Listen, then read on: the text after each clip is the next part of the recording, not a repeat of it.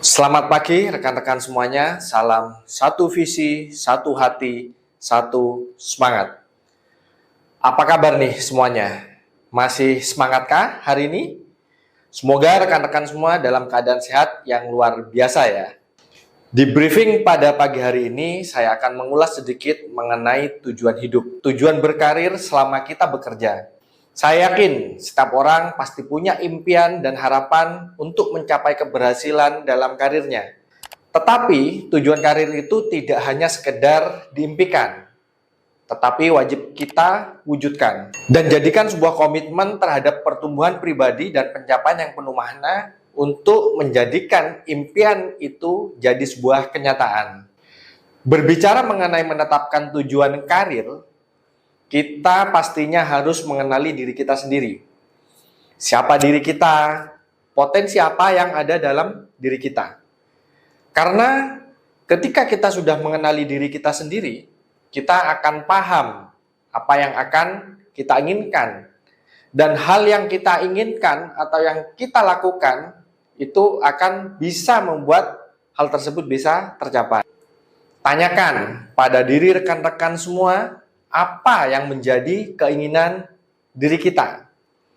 Seperti jenis pekerjaan apa yang kita sukai, keahlian apa yang kita punya dan bisa kita tingkatkan.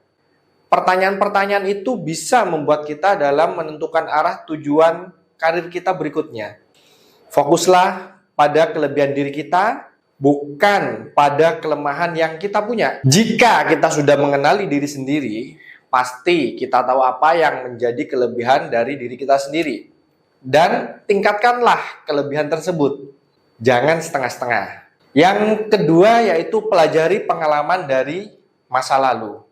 Pengalaman keberhasilan maupun kegagalan itu sama-sama penting. Namun kita untuk menjadi berhasil tidak perlu mengalami kegagalan itu sendiri. Kita bisa belajar dari banyak orang, dari atasan kita, dari rekan-rekan kerja kita, bahkan mungkin dari orang-orang yang belum kita kenal secara langsung. Nah, teman-teman bisa melakukan evaluasi dari setiap pengalaman tersebut. Tujuannya apa?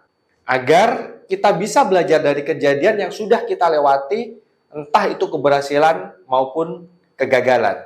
Yang berikutnya itu mencoba hal baru.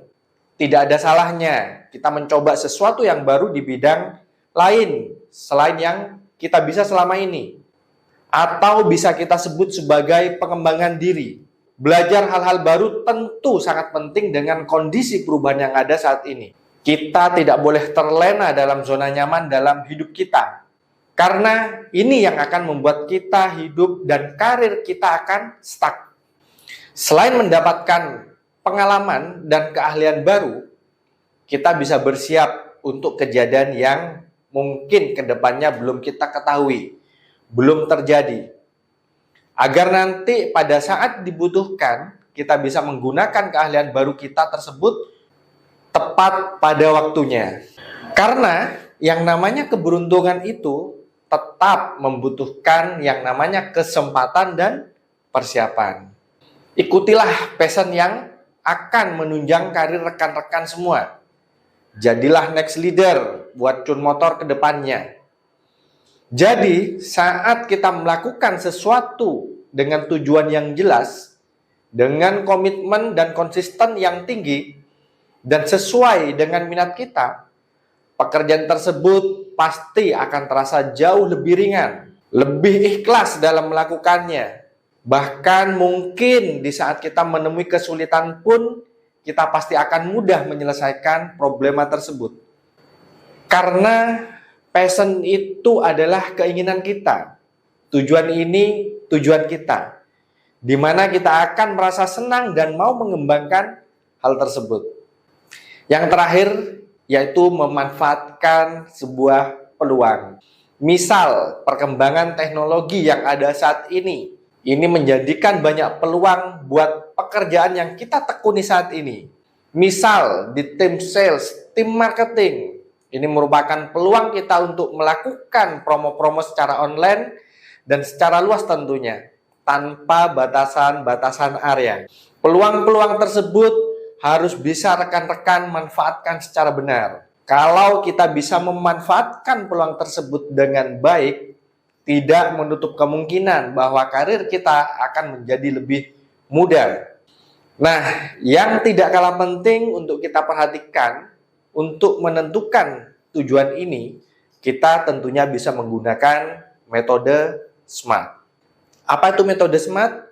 Yang pertama, spesifik, measurable, achievable, relevant, time bound.